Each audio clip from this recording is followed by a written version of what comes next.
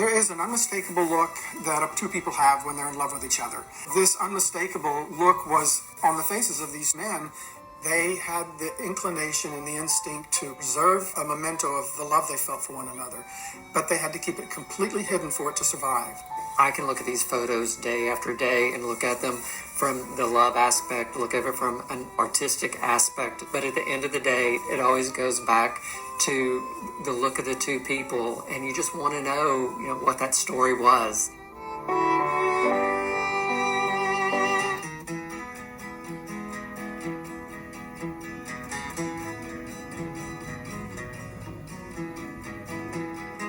We both had the same reaction. We were looking at like a photograph of ourselves, but taken 80 years ago. We were stunned that a photograph like this had ever been taken, much less survived for 80 years, and ended up in Dallas, Texas, of all places, for us to find.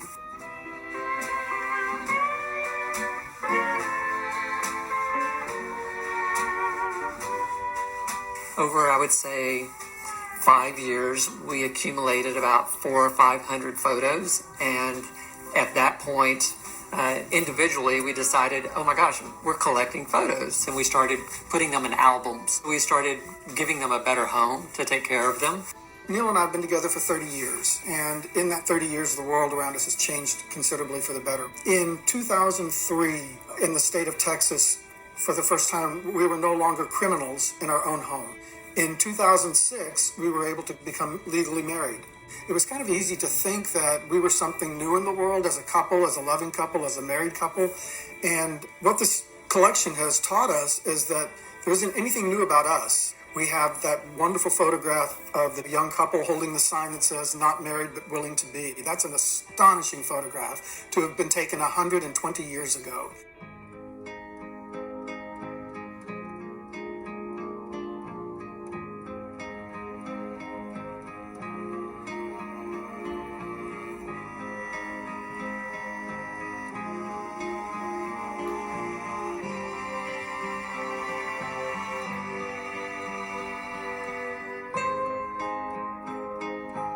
April 29th, they liberate Dachau concentration camp. A week later, Germany surrenders and the war in Europe ends.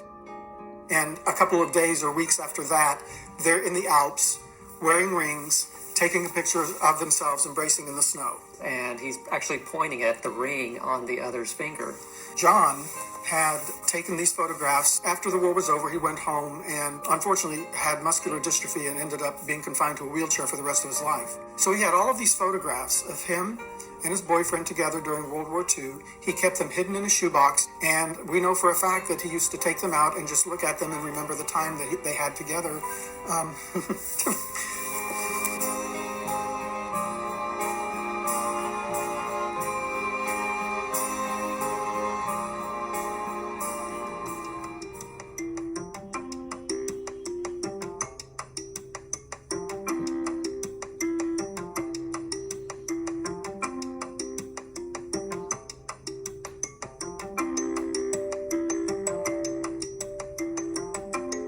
We've exceeded 3,000 photographs, and we have photographs from every continent. All 5 continents with the exception of Africa and Antarctica.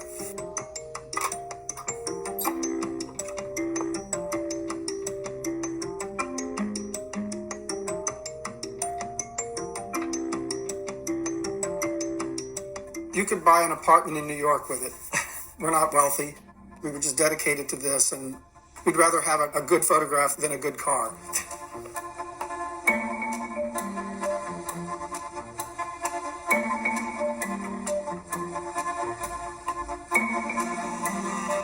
We see a powerful message there, and for a long time before the first time we heard you need to publish these, we started to feel a very strong sense of responsibility that this somehow needed to be shared with the world, that just the two of us seeing all of this was too small. And this is actually how small the cover photograph is. So what we really would love to see is these photos end up in a museum that are there for everyone to see what that really meant. When people see this book, they are completely shocked at what they're seeing, because like us, they had no idea, because we also had no idea that these pictures existed. Never in a million years did we think that 3,000 would live under our roof. So it is shocking in a good way. It's about something that we all relate to, love. It is secondary that the love is being expressed by male couples. That emotion is universal.